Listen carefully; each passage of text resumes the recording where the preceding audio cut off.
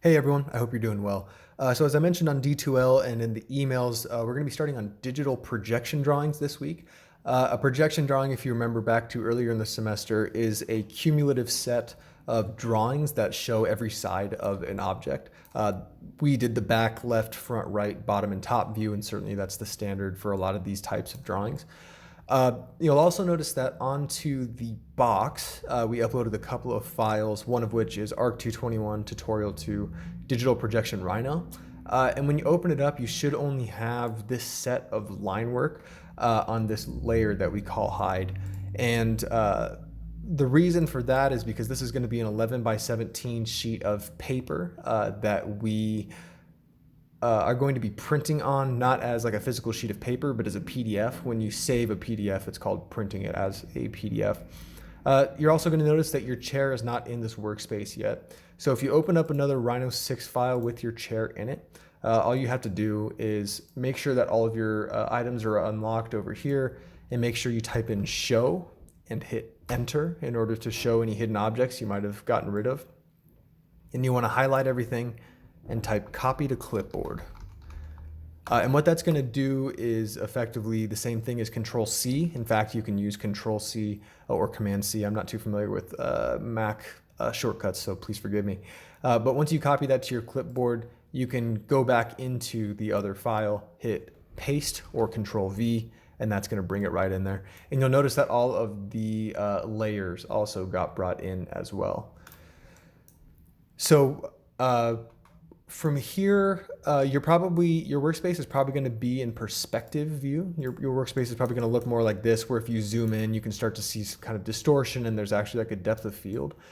Because we've been dealing with measurable drawings and isometrics and axonometrics, we're going to want to go to this drop-down menu in the top left, hit Set View, Isometric, and then you're going to guess on which one of these is the right fit for you. Not really guess, but kind of analyze it. So starting at the top, I'm going to click Northeast. Basically what that's doing is setting a point here and directly in the center, but like 10 feet away at a 45-degree angle. You're looking directly at the corner of this thing. And you'll notice that this isn't the greatest view simply because we're missing a lot of information on the backside of here. So it'd actually be a lot more beneficial to kind of go from the lowest point, which is going to be over there. So I'm just going to go back into that drop down, set view, isometric, go to the next one down. And that's actually the one we need. It's really great. So we can see that we're not missing out on a lot of information. It's just like this little kind of part behind here.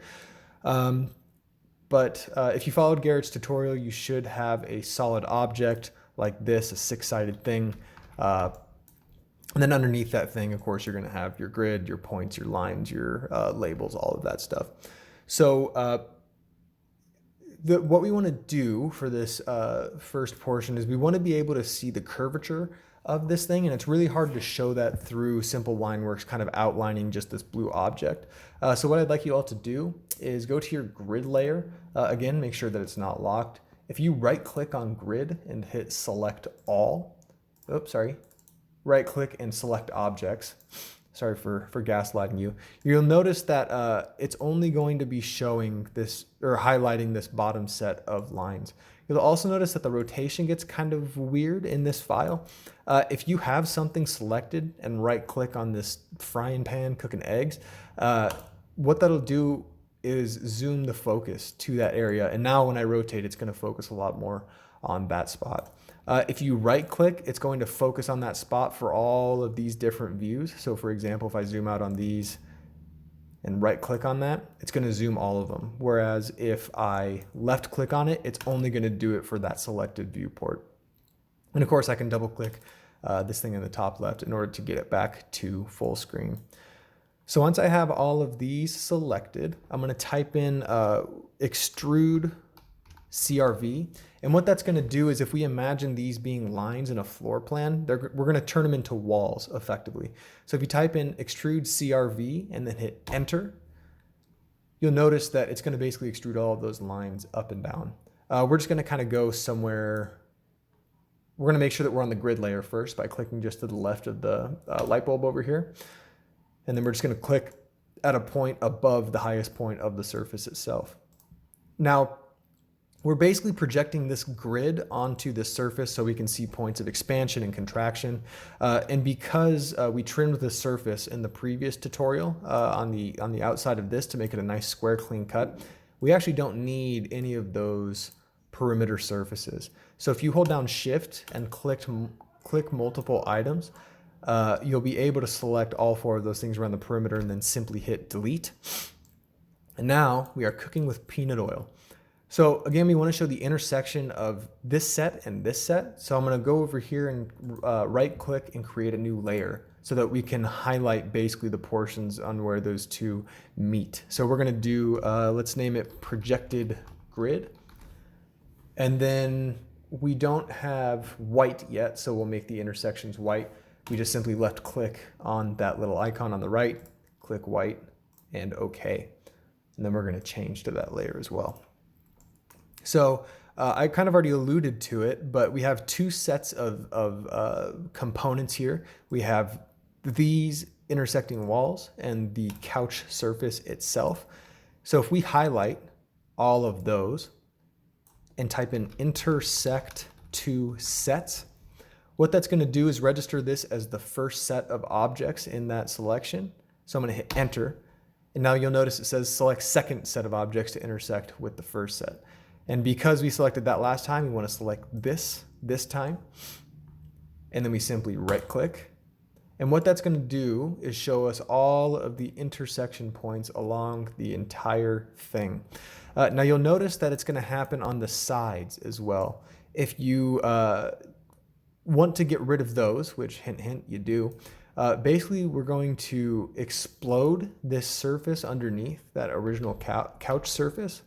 And what that's going to do is once we type in explode, make this 1 side, 2 sides underneath, and top and sides and all that stuff.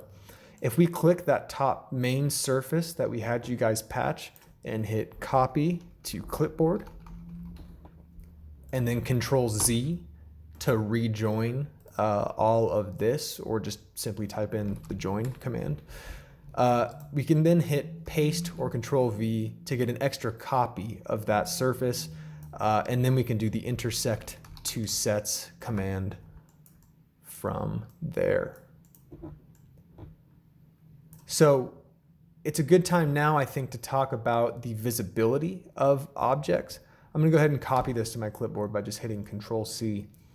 This light bulb right here, if I click this right now, it would hide the objects that I have selected.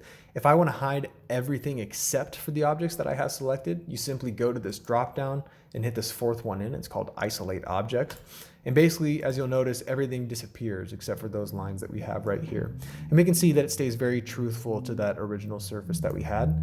I'm going to go ahead and group these. And again, Garrett talked about this a little bit in his tutorial, where if you don't want to individually click lines to move them or copy them, you can simply highlight everything, type in group, and hit enter. And what that means is instead of clicking individual things, I can click this whole array of objects once. And then, of course, if I don't want those to be together any longer, I can just type in ungroup and then hit enter, and it goes back to the way it was. But I do want them to be a group just for simplicity's sake. And I also want to show the rest of what we have going on here. So at this point, all we really need is this series of lines and the couch surface itself. So if I already have this selected, I can hold down Shift and then click on the couch surface itself. And then again, use that visibility tool, the 4th one in, to hide everything except for those 2. So now you'll see we have a really clean workspace. We're not being bothered by all the points. We can simply work with the surface and a series of lines. So the next thing we want to do really quick is talk about tolerance. Tolerance is basically how close 2 objects can be to each other without making the computer think they are the same object. So if we go ahead and type in units and hit enter, it's going to bring up this dialog box. You're going to want to look at the absolute tolerance value. I think by default it's 0.001 or maybe 0.01. I usually put 5 zeros on mine. So 0, 0, 0, 0, 0, 1. And what that does is it allows the computer to render more lines and line work. And you'll see why that's important in a couple of minutes. But go ahead and hit OK. And now we're going to talk about Make 2D, which I'm not joking. It's probably the most important Rhino command that you will learn about in your collegiate and possibly professional careers, depending on if you end up at a firm that predominantly uses Rhino. So Make 2D, basically what it's going to do is if you have a selection like this and type in the command Make 2D, it's going to flatten this into a series of lines. I'll do it really quick. Don't do this part just because it's going to kind of mess up your file. But you can see that from that same view that we were just in, it created a series of individual lines that we can start to alter or kind of cater to what we want to show. But if I go back into this view, we're going to do a Make 2D that'll fit in that template that was over here. So actually what I'm going to do, sorry, I kind of messed up on this. I'm going to highlight what we have on the couch, type in show, and then I'm going to select this template and do that hide command again, just so that we can understand what we're looking at as far as these drawings are concerned. So we're going to need a back view, left view, front view, right view, bottom and top view. And the way we're going to do that is if you double click on this parallel thing right here, it should bring you into 4 separate screens. If it doesn't, you can go to this tab right here, viewport layout, and simply click this 4 view icon, and then simply change this back to your isometric view that you were on. Also change it back to shaded. So we really only need 2 of these. It's nice to have 2 of them in tangent. So what I'm going to do is shove this down to the bottom of the screen. I don't like deleting it just because I like to kind of have the 4 things there, just so if I do need these in like an emergency situation, I can still have them. But Make 2D, when you do that command, it always goes near the origin point. So I always like to have a top view over here. And then this is the view that I predominantly work in. So this stuff doesn't really change all that much. So if you go back to that set view command that we were just in, which is going to be this drop down set view, you'll notice that Rhino actually has embedded in it all of the different views of the couch itself. So let's go ahead and begin with the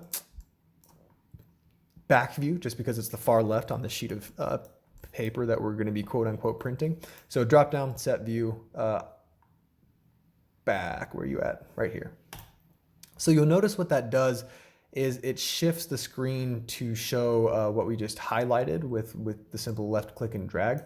This is the back view of the project. You'll notice that you can't rotate anything 3D anymore, and that's because the back view is made for drawings or flat images. That's just basically going to be line work. It knows that we want to effectively do a drawing, and that's what we're going to do with it. So you're only able to pan kind of left and right and up and down. You're not able to rotate around the physical model anymore. So if I deselect this quick, we're going to see that this is effectively the side of the chair. This is the surface. Our lines are all there. I think everything's looking pretty good. So what we're going to do, making sure that we're in this back view right here, if I select this series of items, and we want to make sure that we're only selecting those items over in this screen, and then click on the word back just once so that we have the viewport selected, and you'll know it's selected by it turning blue. Type in Make 2D. There's going to be a menu that pops up. And I want you all to match this exactly as you see it because it's very important. I usually don't touch this at all ever. I usually don't touch this at all ever.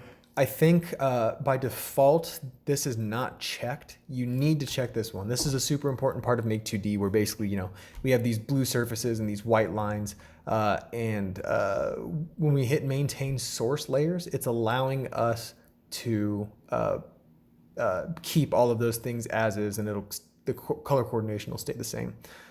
We don't want tangent edges checked or hidden lines. We do want scene silhouette. That's going to give us that Bjarke-Ingels outline that we've been harking on you all semester about. And then group output, we also want to have that checked. We do not want these other guys checked. I don't know what it says down here by default, but I usually change mine to Make 2D just for simplicity's sake. It prevents you from making too many different kinds of line work, but if your mind works that way, you can certainly name this like front or back. But I like to just keep it as Make 2D. So I'm gonna hit OK. And what that's gonna do is because we had this viewport selected, it's gonna make a 2D version of this image. And we can see that we have this outline, we have the curves in that surface, You'll also notice that if you click on the barrier, you're going to have an option to click the curve or the group. The group, because we hit that option in Make 2D, is this entire surface, right? So if we go ahead and hit hide and then hit enter, we're going to notice that it actually leaves us with that Bjarke Ingels outline that we want you guys to have. So this is obviously going to be a thicker outline just as far as conventions are concerned. I've just Control Z a couple times. If you turn off the projected grid over here, that's going to get rid of that guy. If you click on this, that's going to be part of the surfaces thing like I just said. And when you turn off both of those, it's just going to leave you with this series of lines. And actually, it looks pretty good. What we want to do with this is see if there's any breaks in the line. From looking around the perimeter, oh, we do have one right here. In order to fix these kinds of situations, you just want to hit this line, type in extend, and then enter. What that's going to do is allow you to extend this object to another object in the workspace. So if we want this to connect to this line, we simply click on the end of this bad boy, and it should automatically connect for us. Another thing I like to do just for when we get it in Illustrator is select that whole set and hit join. And now what that'll do is instead of being a bunch of different lines, we can just click it once and it'll all be joined together. So let's turn these two layers back on. That's looking pretty wonderful. We're gonna go ahead and highlight that whole thing and type in group. And what group does, again, is puts all of those lines as a single click. I don't have to click all three of those groups in order to get it. If we type in the move and then hit enter, we want to go to this bottom left point, left click, and then bring it over to the bottom left corner of this back part of the template. If you want to center it in there, that's perfectly fine. But basically, I usually try to keep it along the same bottom plane so that we can show construction lines that kind of show where things connect to each other. We're going to do that same process for the left and front and right and bottom and top views. I might fast forward through a couple of things, but I have a feeling that one of these is going to go not wrong, but we're going to have to fine tune it a little bit. But that's the general process that you have to use for each one of these drawings. So instead of let's move on to the left view and see if that one gives us any trouble. And again, that's just this drop down up here, set view, left. And then when I select this, you'll notice that in this view, it actually selected stuff, and we can start to see it down there. If we hit Control and then left click and drag over that, it's going to deselect all of that stuff. So now that I've selected this viewport again, I can hit Make 2D once again. I don't want to make any changes to those settings. And let's see what it pumped out for the Make 2D. Okay, so I was right. You'll notice that these lines aren't getting picked up down here. And again, that should just be a matter of the extend command. So if I type in, if I click this line, because it's the line that I want all of these guys to extend to, type extend and enter, I can just click on the end of this line and very quickly finish up the math that the original Make 2D was unable to do. This one's also messed up. Don't worry about drawing in all these extra ones. Just if it's there, try to connect it, but we're not gonna dock points if you're not able to get every single one in there. So I want this to connect to this, so I just click the end of this line. Same thing with this. And that was actually a pretty easy one to fix. So again, we have the group, which is the surface itself. We have this Bjarke Ingels outline that we want to basically select by right-clicking Select Objects over on the right side. Hit Join. And then we'll type in Show. And we'll get that over to the template by typing in Move. Click on the bottom left corner and put it right here. So I think that's pretty much covers all of the basics of creating these drawings. I'm gonna do the rest of them and just not say anything and fast forward through it really quick. It's a pretty easy process to follow. So if you do have any issues with it, certainly let me know. But I think it's a pretty basic tutorial on how to get these things rocking and rolling.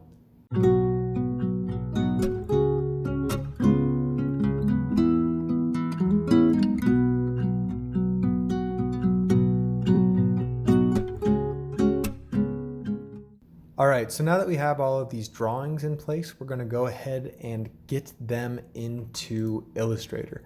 And the way that we're going to do that, this template is set up as a 1 inch equals 12 foot scale. So this is the actual couch in its actual size. So it's like the 47 7/8 by 31, whatever I think it is. So we're gonna go over here and unlock our hide layer if you did not lock it previously. And you're gonna highlight this entire thing, go to File, Export Selected, go to this drop down and hit Adobe Illustrator. And then I'm gonna call mine ARCH221 Tutorial 02 Doyle Line Work 01. And obviously you don't have to say Doyle. Oop, I just kicked my entire setup. You don't have to type in Doyle. Obviously, you want to type in your own last name. And then we're going to hit save. And that's going to bring up another pop-up.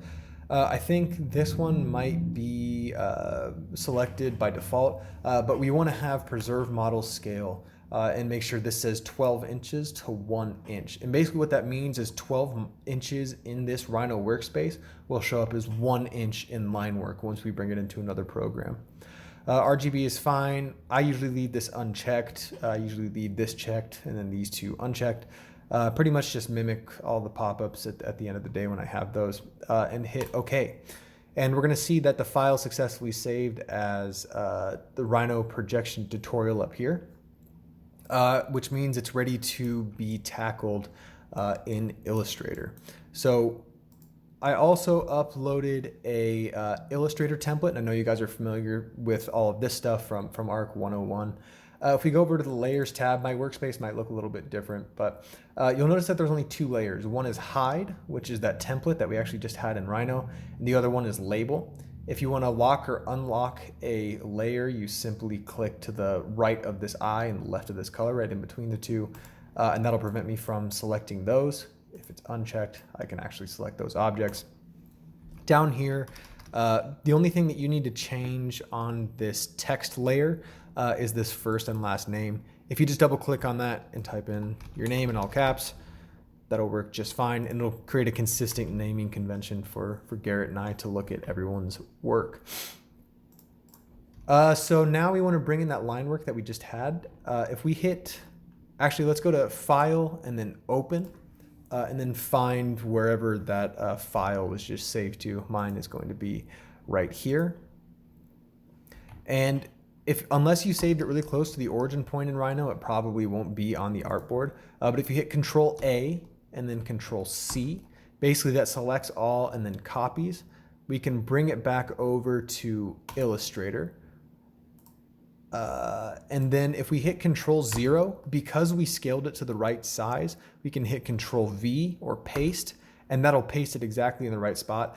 If it ends up, being a little bit off like this, you can literally just kind of click and drag it up to the top. All of the red stuff that we see on the screen is going to be hidden anyway, so it doesn't really matter. You'll notice that when we did that white layer in Rhino, though, those lines don't seem to be showing up. They're there, but they're not visible. So again, I'm going to hit Control A, and there's these two items down here. That's going to be your fill and your stroke. A fill means basically if I have this shape and I choose a fill color, it's going to fill it in like a solid version of that color, right? Lock the label category over here just so we're not, whoops, and the hide category. If you lock those two, we're only going to be selecting line work from the Rhino model that we just imported. So again, I'm going to hit Control A, double click, and I just usually type in 000 for black. And that's going to show us all those lines that we thought were missing. So you'll see that the layer names in Illustrator actually match what we exported from Rhino, which is really wonderful. So we know that the outlines, which is going to be this surface, is the scene silhouette? Yeah, I think it's this one. If we click on this dot series of circles right here, it's going to select everything on that layer. I want you guys to make that thicker than all of the other line weights. Maybe put it at like 1.5 might be a good one. Then we're going to click on the dot for the projected grid. We know we want that one to be lighter, maybe like a 0.25, because we want it to be there, just not super noticeable. And then, of course, once we click on these surfaces themselves, that's probably going to be somewhere in between, maybe like a 0.75. Sorry, my voice is cracked. It's been years since it's done that. And what that has basically done for us is created a set of projection drawings digitally. It would be good to have projection line drawings, which we could have done in Rhino, but for the sake of showing you how to do so in Illustrator, I omitted that. If you click this button down here, this create new layer, I'm going to rename it projection construction lines, and basically that'll show the alignment of the entire object across the screen. Typically when I draw line work, it has a tendency to kind of just like randomly connect to other stuff within the document, so I usually lock all of the other things by simply left clicking and dragging, and now I shouldn't be able to select anything in the workspace. If I make sure that I have this selected, I'm going to go over to the line segment tool and just select the line segment, obviously. If I click, I can specify the exact length and angle of the line that I want. Since I know this is an 11 by 17 sheet, I'm just going to click 17, make sure this says 0. And then when I type in, let's say 0.25 again, because we want them to be really light lines, we'll notice that it is there and we can use it as a guide. So you can click and drag that into place. If you don't know the exact distance of the line, or you just kind of want to draw it, the alternative way is you can literally just left click and drag across the entire screen, and then do all of those same steps that I just described. Obviously, because we want to show that this corner is the same as this corner is the same as this corner is the same as this corner, we want to have the line running through all of those things. One thing that I have not done correctly is put it on the top layer. Construction lines are typically reserved for kind of the bottom layer of a drawing set like this. So I'm just going to click and drag the layer down to the bottom like this. And now it's behind all of that line work that we've done. We also want to do a set of those vertically. So I'll just do that again real quick. And we'll do one here. If it's a little bit off, you can literally just hit the left button on your keyboard, and then make sure it's basically centered on that vector line. So now we have a really good framework of how these drawings connect and what's connected to what. But conventionally, we want these to be dashed lines. So if we actually left click and drag across all 4 of those lines, I want you to go to the stroke tool up here. And what the stroke tool does, you can control the line width.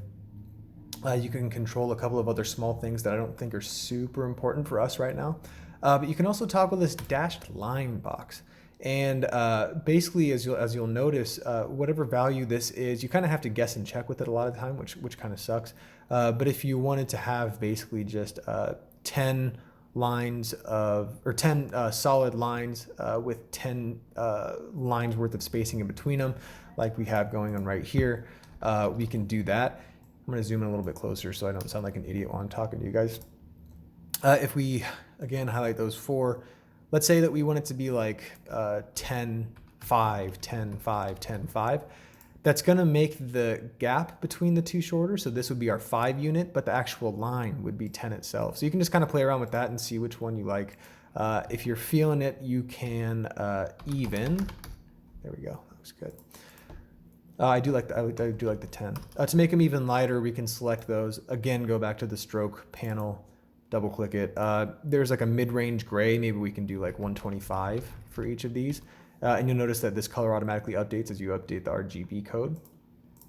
So they're a little bit lighter. They're still there, but they're not super in your face, as it were. So this is the basic tutorial for the projection drawings. The next thing that we're going to do in this tutorial, which, you know, it's going to help us give these things a little bit more depth. We're going to go back into Rhino, do some Photoshop work, and effectively place PNGs behind these things. That'll give us a little bit better idea of what the shadows on this thing are like and where the curves exactly are happening. So if we go back into our Rhino file, which is going to be this guy, I'm going to isolate the couch surface itself. I moved mine over to the side. Yours probably won't look like this, but I'm gonna click this guy. If I go back to that visibility tool, the drop down, and click the isolate objects, if I right click on this, which basically will show everything in the workspace, it should be the only thing that we have going. If it's not the only thing, make sure that things aren't locked. You can type in unlock and hit enter. Make sure that these are all unlocked, so on and so forth. So we're going to look at this as a rendered view. And how we're going to do that is we go to the drop down in the top left corner and go to rendered. And what that's going to do is turn everything white. We already immediately start to see some of this shadow and natural lighting that Rhino has built in for us. To really start to control that, we're going to type in sun. And we're going to click this checkbox so that it's on. You can quite literally control wherever in the world you want it to be. I think by default, it's in Ghana for some reason. I'm going to hit here, and that should bring me to Omaha, Nebraska, and they have the wrong state abbreviation. It's NE, not that I'm keeping track, but I am. And we're going to see immediately that there's like this harsh shadow over here, and it really starts to articulate where the curves are happening in this thing. So I want to keep a consistent angle. I want to see where the most sunlight is hitting the thing. So I'm just going to kind of change the time of day by clicking and dragging this and seeing which one just kind of makes the most sense as far as shadow depth is concerned. And I think it's probably somewhere around here. Again, it's going to be kind of a speculative thing from project to project, but I think that I'm pretty happy with the way that the shadows look on that. The reason that I think it's good is because you're able to see there's some kind of cavern running through here, and like there's a nice contrast between light and shadow. If you look at something like this, it gets pretty dark and it doesn't really tell us a lot about the project. If we do this, it gets a little bit light and we only see like this part and this part. Kind of back somewhere in here where it starts to show maybe some kind of middle ground between the light and dark is pretty wonderful. There's also another command, we can exit out of this. There's another command called skylight, and that can be accessed through right-clicking this render button.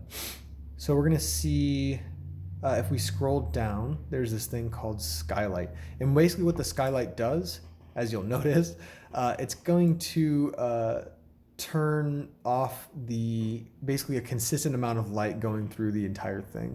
So I'm gonna turn the skylight off simply because these things are gonna read a lot nicer if they're really harsh shadows like we've established here. And I'm actually gonna go back to my sun settings really quick and make sure that's still the best view that I can do. Yeah, I think so. I think that's probably the way to go. You can adjust that. It's very much a fine-tuning process.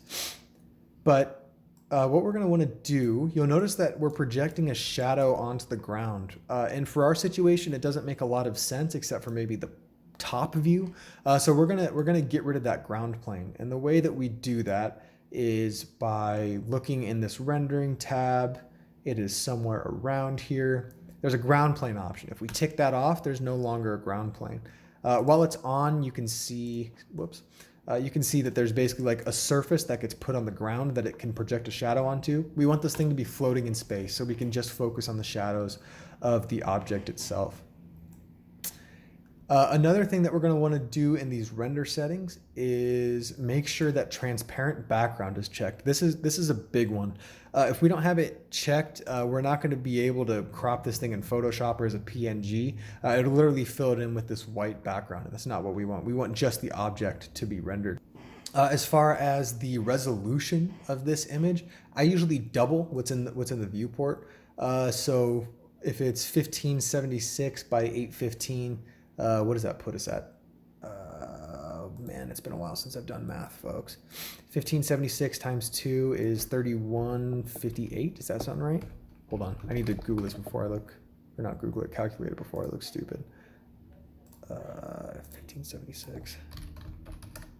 Oh, Jesus, I'm so sorry. 3152. I'm slipping, folks. It's been 25 years since I've done math. And then 815, that's going to be 1630. I do know that one. We're going to change the DPI to 300. And I think we're going to close out of this once all of that stuff is set. So, of course, we have front, back, left, right view. We're going to do the same thing for this. So we're going to do back in the set view command. I'm going to select this and then, hello, just freaked out for a second. I'm going to right click on the zoom selected, and basically what that's going to do is bring this thing as close to the extent of the screen as we can and still be able to kind of play with it in Photoshop and cropping.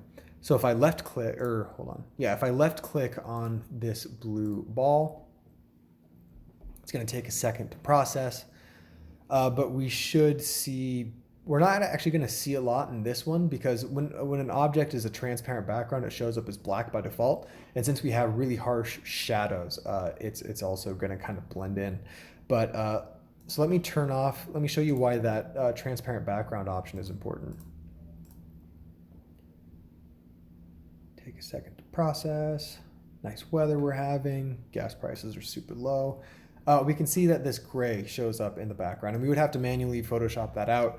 And it's not something that we want to do, especially when you have like super complex forms that you don't want to individually zoom into like the nearest pixel and try to crop out. So having that transparent background option is very important. So again, this is just kind of a wish-wash, rinse and repeat situation. We're going to do this for all 4 of the views. So again, I'm going to go into vocal hibernation, fast forward through this video a little bit, and then we'll do the other ones in there. But first I want to show you how to save. You simply just hit the save image as icon. Make sure that this says PNG. So JPEGs, we're going to talk about this in a couple weeks, but JPEGs, they do not maintain transparency. And what that means is if I save this as a JPEG, this would remain black. So if we put this as a PNG, it'll recognize that this background, we want it to be transparent. And then we're going to do ARCH221 to tutorial 02 Doyle render back view. And then we're just going to change that naming convention slightly for each of the other views. And this is the point at which I'm going to fast forward. So I'll put some nice music in. How about that? I don't know about nice, but I'll put music in.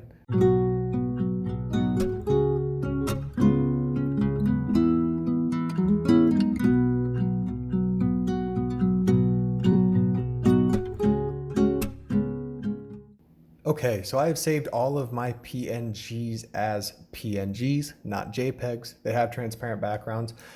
I'm gonna go into Photoshop now. And if I do File, Open, and go to those last 6 things that I just did, you can just click on it and then shift click to select all of them and then just hit Open. And Photoshop will open them as a bunch of different files. You can see this checkerboard pattern in the background, and what that means basically is that it's transparent. Careful when you Google stuff like this. Sometimes people will actually like put a version of this pattern on there, but it's not actually a transparent background. So beware of your life and well-being of the computer. But what we're going to do in Photoshop is crop out or crop to the exact extents of these things so that we can line them up really easy in Illustrator. And how we're going to do that is we're going to click the magic wand tool. Your tolerance, it shouldn't matter too much for this, but basically a tolerance is how similar or dissimilar a pixel can be from another one in order to be selected. So if I click down here, you're going to notice that it pretty much selects all of these black pixels right here. But because these ones are substantially lighter than these ones, it's not selecting those. So if I click, let's change this to 100 just to see what happens. I don't think I've ever done this.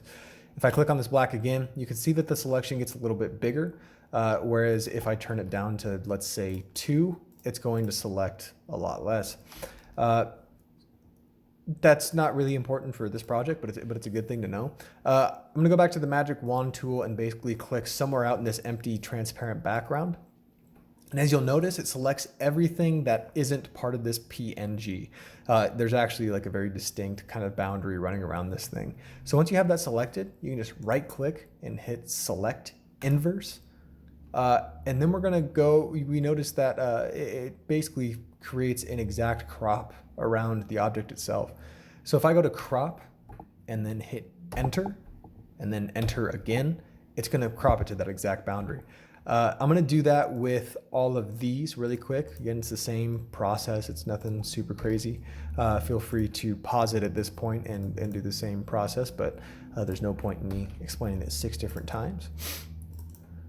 I hope everyone's staying healthy, drinking lots of orange juice. I usually don't drink a lot of orange juice, but I have been lately and eating a lot of yogurt and fruit. And my girlfriend, she insists that I'm going to get scurvy if I don't start eating more of that stuff. But I don't think scurvy has really existed since the 1600s. That's just a personal belief of mine. But once we have all of these things cropped to their exact boundaries, we're just going to go ahead and hit Control S. And because we haven't messed with the layers or anything over here, and it's a PNG file, it should automatically save. Sometimes additional menus will pop up, and if they do, you should be able to navigate through it pretty easy. But if you don't know what to do in the situation, give it a test run. If you can't figure it out, let Garrett or I know. But I'm just hitting Control S, or alternatively, you can do File, Save, and then make sure that all of those things are saved. Now what we can do is go into our Illustrator file that we had before, and I'm going to make another new layer, and this one's going to be called Render Underlays. So this is going to be a layer that's exclusively for images. So we're going to go ahead and lock this other layer. Basically, we're going to lock all of the layers except for the Render Underlays. If we go to File and Place, if I can find it right here, I'm going to select those same 6 images that we just cropped by, again, shift left clicking, and I'm going to click to place each one of them. So there's 6 of them, 1, 2, 3, 4, 5, 6. So this one actually, I messed up on saving it apparently. If I have it selected and I go over to this links tab, it's going to tell me where the location of that file is. I don't think you can do it in Illustrator, but in InDesign, you can actually just right click and then select what program you'd like to edit it with. But we're going to have to do this the old fashioned way by clicking on this, open with Photoshop. And we're going to do that same process of using the magic wand, selecting the inverse and cropping that. I thought I was missing one, but it didn't say that I was.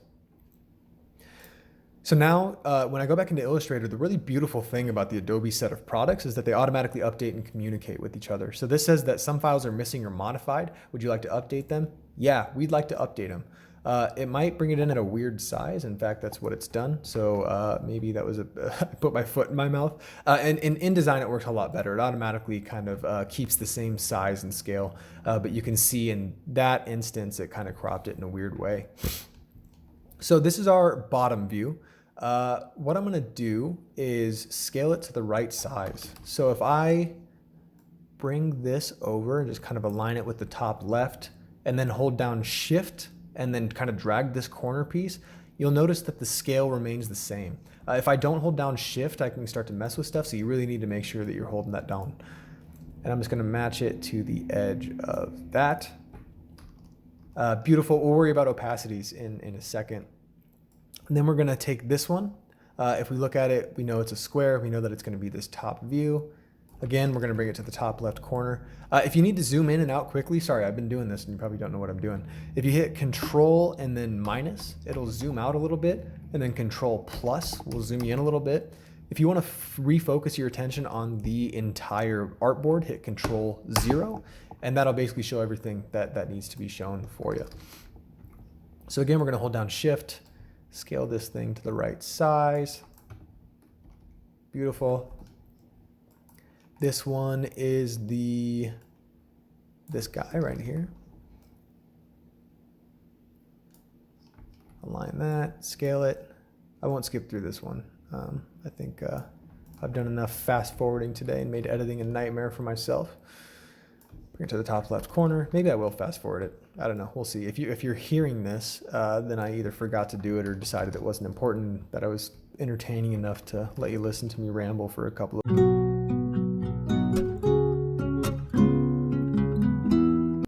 So once we have all of these in their right places, they're kind of jarring and we kind of got rid of a lot of the line work that we had going on in the background. I'm going to go ahead and hit Control A. I want to make sure that all of these are still locked except for the render underlays. I usually put renders at like 35%. That's still a little bit dark, so I'm going to go with maybe 20%. And you can see that we're starting to pair underlays with line work. So we can start to see where these start to bow down. There's also some kind of shadow that's being implemented with the render itself. Right here, where it's like literally just a kind of square grid, we see that it's, you know, there's a little bit more depth once we add that render in the background. If this looks weird to you at all, sometimes you can even open these things back up. I like to actually desaturate stuff in Photoshop. So if I go to links and open these guys up, oh, I forgot you can't do it. Hold on, I'm gonna fast forward while Photoshop opens.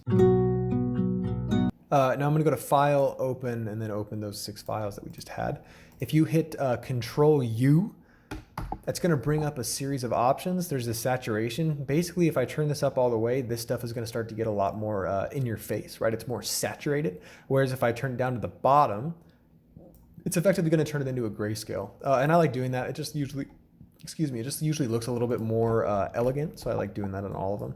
Again, it's just a quick Control U shortcut that you can use quickly on each iteration. And I think that's why they kind of look weird to me in Illustrator, and I'm doing this quick. That one's just a black square, so we don't need to alter that. And we'll do saturation on this one as well. I shouldn't have closed out Photoshop. That's a rookie mistake. Unless you have a laptop, then you probably should. So if we hit yes, all of these are obviously going to change. That actually looks a lot better, I think. You don't have to do that. You can kind of play around. In fact, we encourage you to play around with stuff. So I'm going to select those, maybe bring them back up to, let's say, whoops. So that's marked at 20%. Let's go up to 35 and just see what's happening. Yeah, I like 35 a bit better. 35 is kind of my go-to number. Certainly you're going to find your own kind of niches as you go through the profession and learn about your own architectural representation style, things of that nature. But so of course we want to have a thick outline. As Bjarke Ingels does, I might, now that I have the background images on there, I want to take a peek at the actual outlines themselves, the thicknesses of it. So the surfaces, because these things are darker, the outlines want to become a little bit more thick as well. So I might put that at like maybe a 2-point font. Yeah, that's looking pretty good. And then we'll do the projected grid. We'll keep that the same. I think that reads pretty nicely in comparison with this kind of background render. And the surfaces themselves, let's bump those up to 1. Excellent. I like the look of this, folks. I don't mean to toot my own horn, but this is a pretty thorough explanation of what's going on. So this is a really basic way of showing you all how to combine line work and renders. So we have these vector things, which we'll talk about, and these background things, which are raster, which we'll also talk about. But it's a really good way to like create a dialect between different programs. So we use 3 programs. We use Rhino, 6, Photoshop, and Illustrator, and we came up with some pretty nice drawings. Once you know how to do this stuff pretty intuitively, like I do for the most part, even though I messed up a couple times, so insert foot in mouth.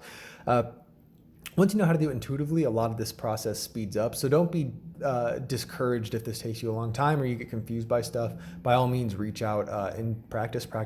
Honest to God, it's the most important thing that you can do in this profession is keep on doing things and iterate.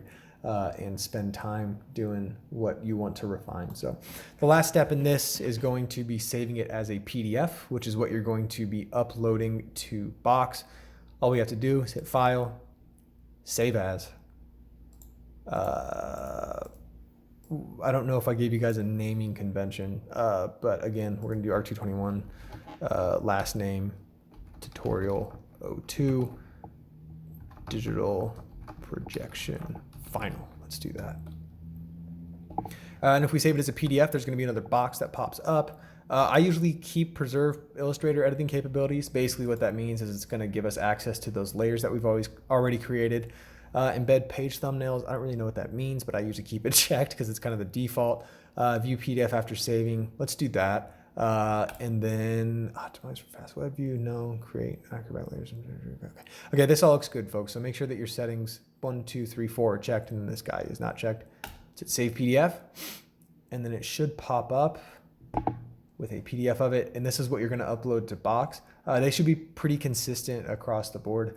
If you have any questions about this, please do not hesitate to reach out and ask. We're excited to teach you guys about these things because it's a really good foundation that Garrett and I have kind of set up for you all. If you don't think that something's reading right, so like for example, once I look at it in another program, these lines are kind of black, a little bit too dark, we can go back into our layers tab, select the grid, again, make these some kind of like mid-range, 125, 125, 125. I can play with the dashes on this. Let's bring them 5 and 5, something like that. Things become more subdued, and then of course I can save it as a PDF again. And once I look at it in a program, it looks a little bit better already. We can see this thick outline, the surface is a little bit less, and then this is a completely different color. These dashes look a lot better. It really is just a matter of fine tuning and submitting something that you are proud of and something that you are happy with us looking at. With that, I think I'm gonna wrap up this tutorial. Sorry it's a long one, but it's a pretty important one, especially because there's still sixth years that are asking me these questions, and SDSU is in a really kind of wonderful time where we just got accredited and we can start to do a lot of the things that we haven't been able to do in the past. And one of those things is to place an emphasis on representation, which is what we're doing with you all. So this is a good opening for the projection drawings. Of course, next week we'll get a little bit more advanced into the isometric and axonometric drawings, and that's when you're going to start to mimic the style of the architect. But we want to make sure that you guys have this foundation down pat first. Again, reach out to us if you have questions. Stay healthy, and we'll talk to you soon.